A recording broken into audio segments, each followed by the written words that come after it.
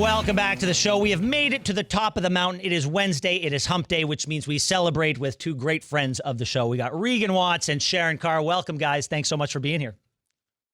Bonjour. Great to be here. Okay, I want to take a couple of stories and I want to mash them together. We've got the story of the Canada Post strike, and we've got the story of the potential Air Canada flight attendant strike. And it's a tale of two issues with the workspace. On one hand, you've got a Crown Corporation that loses $10 million a day. And the employees are saying they want a 13% raise. And on the other side, you've got a work issue with a company that had, I think, a general revenue or something of $1.2 billion last year. So they got money if they want. Talk to me about where there are differences and where there are similarities, Regan.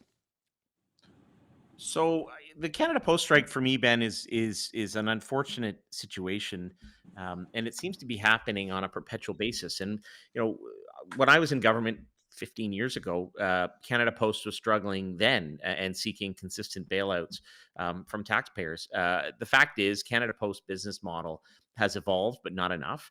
The company does not make the money that it used to, and the behaviors and patterns of Canadians have changed over the years. And so the company needs to do one of two things. They need to shed about half of their workforce if they want to become cost effective, or they need to shut down, and we need to find a resolution to delivering mail in rural communities. That's really the one policy issue that stops Canada Post from being shut down is in rural communities in Canada. People are entitled, and rightfully so, to having mail delivery and package delivery. But apart from Purelator and the package business, Canada Post does not make money. And for the union not to recognize the economics, which are stark and regular and haven't really changed. In fact, they've gotten worse over the years. For me, is an alarming lack of leadership from the union and from the workers. I've never been in a union. I am sympathetic and to union the role that unions play in Canada and organized labor writ large. But you'd think that they would be led better and ask better questions than they seem to be doing. So Regan, we'll come back to Air Canada in a minute. But Sharan, I think Regan makes a very good point. When you've got the employer saying, this is all the money we can give you, we don't have any more money to throw at this problem. And then the other side says, we are so far apart, we can't even see your side of the table. That speaks to a broken business model. If you can't make the numbers work, the business is broken. So what is the government to do? So I know you're gonna hate when I say this because you probably think I'm super pro public sector union, but I actually agree with Regan on this. Canada Post, like many, I would say, institutionalized mail carriers by government, are just a failed practice. The government has to take an extremely hard line on this because it's been years and years and years of just mismanagement. They don't make money, and especially in a time and an era when Carney is actively looking at cost cutting, Canada Post is a really good example of where to do so. I completely agree, and I value the fact that there are rural parts of the community that require mail service. This is surely something that can be solved with a private sector solution that doesn't cost an arm and a leg and constant threats of strikes. Like Canada Post, in my perspective, is not exactly understanding what the public perception is with their constant rhetoric around strike, wage increases. It is a government crown corp, and it needs to operate better.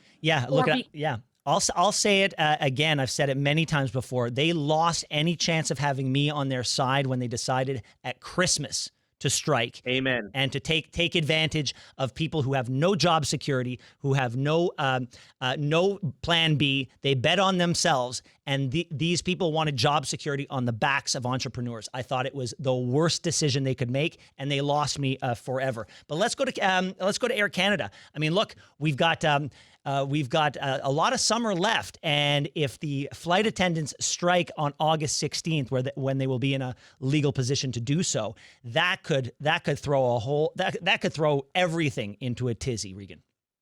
So, Ben, I agree with you. I have to say that I am with the Air Canada management on this. I'm a fan of the airline. I always have been, and I remember when the great Kalen Rovanescu was the CEO, and he dealt with some of their labor challenges head on, and in a way that allowed the airline to come through its crisis. It was like 2008, 2009, 2010, and out the other side, and to be a world-class airline. Air Canada service, it's a Canadian pastime to complain about it, but I actually think Air Canada service is pretty good. Yeah. What the flight attendants I believe, and are doing is asking for too much. That's my first point. My second point is, and we need to step back and look at the operating environment in Canada for Air Canada. Canada has some of the highest taxes and fees for travel in the country, and so it's very expensive for people to fly from one point to another. And for Air Canada, if attendants want Air Canada to pay them more money, well, Air Canada needs to make more money. The way they can make more money is getting more people on planes and being able to travel. And for example, where Sharan and I live, along with you, Ben, in Toronto, Pearson Airport, which is essentially a parking lot with a 5-star shopping mall attached to it, has the highest landing fees in Canada. And to me, that's outrageous. And so if the flight attendants need to look at the environment in which they're operating, I believe Air Canada management and support their rights and efforts here, because I think management in this case has to run a business, and their job is to create value for shareholders and serve customers.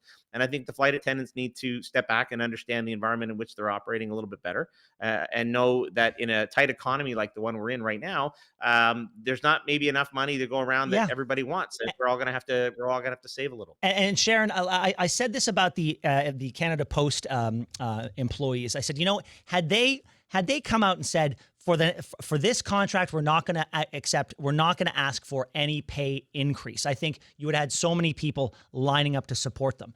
I think the same could be said for the flight attendants as well. If as Regan just laid it out, the economy's bad, we're trying to gear it up again, and so maybe take a short-term, stick a short-term pin in that one ask, and I think you'll have a lot of people on your side.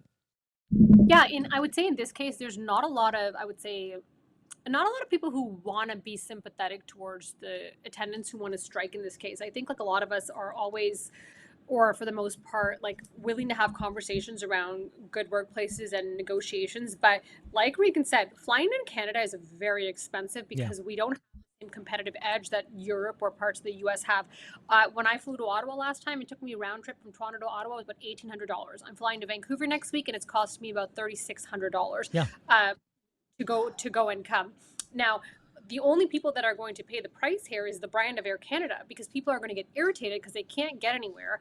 It's going to poorly on the brand, and I don't think the flight attendants are understanding that less people wanting to travel on that airline actually makes it harder for them to make money, which makes it harder for them to pay them what they want. So there's got to be a better way, but striking, especially in a service industry where people rely on your service to get to and from somewhere, it's not going to help their cause at all. If we want to see the economy of this country unleashed, I think finding a way to lower the cost of travel, finding a way to lower the cost of cell phones. You do those two things, and all of a sudden, Regan and I can hop on a plane and go to Vancouver for dinner, just because, and come back. You want that money to flow. You gotta make sure it's a lot cheaper to get on a plane, Regan.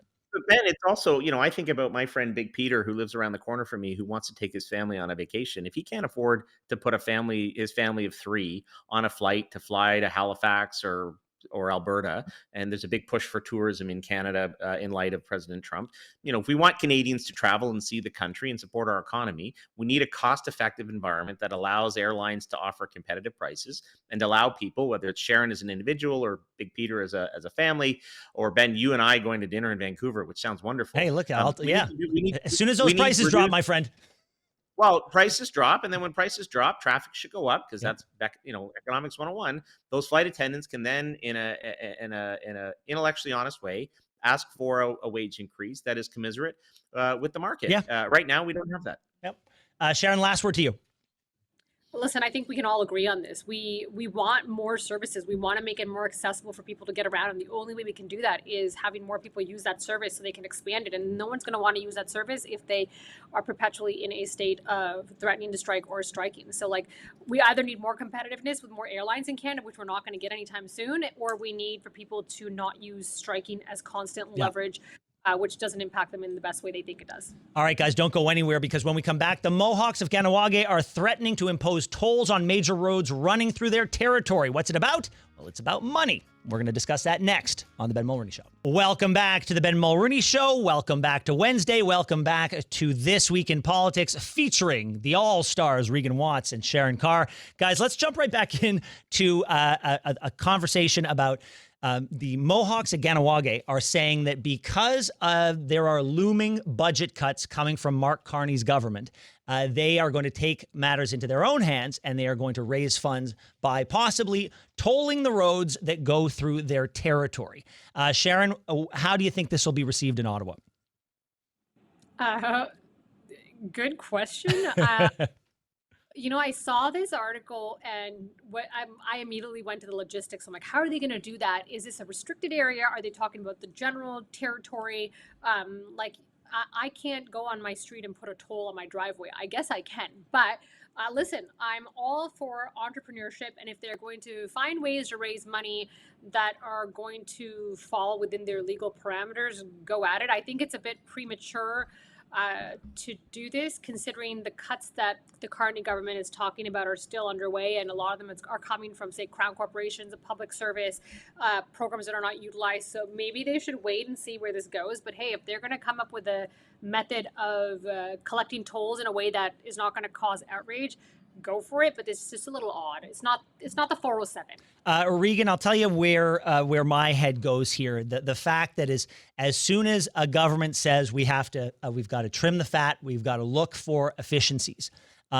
There are certain people who claim, racialized austerity. And this is clearly not a government that is serious about reconciliation. Like, can we just not, in a moment like this? Money is money. You either have it or you don't. It has nothing to do with reconciliation. And these cuts are going to be felt everywhere by everyone. And so for anybody to leverage that and claim that this is some anti-reconciliation plot is unhelpful. So, Ben, I'm going to disagree with Sharan on this one. I would actually buy tickets to watch this First Nations try and set up tolls on that highway, because I don't think that there's a snowball's chance in hell that this thing is going to happen. I understand the political maneuvering from the local representation. I believe it was the chief who announced this. I want to know, though, if they're going to apply tolls, will that apply to the cigarette smugglers who are running illegal cigarettes through their First Nations? Will we be able to take a greater tax from the online? Oh, they're going to get a fast pass, my friend. Will there be? Will the cartels who allegedly use the casinos in their nation to launder funds? Will they be paying an extra toll or not? Like, give me a break. It was the Crown who purchased, who built these roads, and maintain these roads. It is not up to the First Nations, who may have their own grievances. I agree with you completely that grievance or that there's no connection to austerity and reductions in the government of Canada that Prime Minister Carney and Minister Champagne want to make, and particular racialized groups. Like, that's just ridiculous to suggest that. Yeah. But the idea of tolling public roads because they run through First Nations is insane. And if they're going to apply those tolls equally to the money launderers and the drug runners and the cigarette smugglers, hey, let's have a conversation. But somehow, call me crazy, but somehow I think that's not going to happen. And look, Indigenous Services Canada is a government department, just like every other department. Does anybody here think that over the past 10 years, there hasn't been just a little bit of bloat, just a little bit of redundancy, just a little bit of pork in that department, just like every other department? There's two things in that, Ben, and I know Sharan wants to say something, so I'll be quick here. First is you're right that Indigenous Services Canada has experienced an enormous increase in its funding and its funding to First Nations.